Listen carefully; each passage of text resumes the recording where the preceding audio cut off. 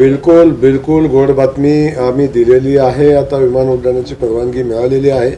फक्त एकच विषय होता की स्टार ला मिळालेली परवानगी त्यांच्या विमान आपल्या इथं उतरण्याच्या याची नव्हती किंवा आपलं विमानतळ त्या क्षमतेचं नव्हतं. त्याच्या जर परवानग्या घ्यायच्या असतं तर एखादं वर्ष अजून गेलं असतं. तर त्यावेळी सन्माननीय मुख्यमंत्री मोदयांनी स्टार एअरलाईन्सशी चर्चा केली आणि त्यांना विनंती केली थांबण्यासंदर्भात. ते थांबलेले आहेत. आणि त्यानंतर दुसरी कंपनी जी आहे ती कंपनी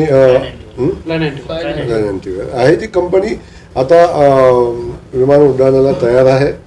आता त्यांचं कंपनीचं असं म्हणणं आहे की पहिलं उड्डाण आम्ही गोव्याला करू. आमचं म्हणणं आहे की पहिलं उड्डाण मुंबईला व्हावं आणि त्या अनुषंगानं त्याची आमची चर्चा चालू आहे. आणि ही गोड बातमी तुम्हाला मिळालेली आहे. उड्डाणाची गोड बातमी लवकरच देऊ. आता उजनीचं जे काम, दुहेरी पाईपलाईनचं जे काम आहे आपलं, त्याचा खूप मोठी चर्चा होत असते की आपण सोलापूरला पाणी 2 TMC लागतं आणि ते आवर्तन जे होतं पाणी सोडण्याचं ते 12-12, 14-14 TMCचं होतं. त्यामुळे पाण्याचा खूप मोठा अपव्यय होतो अशा पद्धतीची चर्चा आहे. आता ह्या 30 मेच्या आत आमची दुहेरी पाईपलाईनचं काम आपलं संपतंय आणि दुहेरी पाईपलाईन प्रत्यक्षात कार्यान्वित होते आणि तेव्हा हे सगळं पाण्याचं नुकसान आहे ते थांबेल.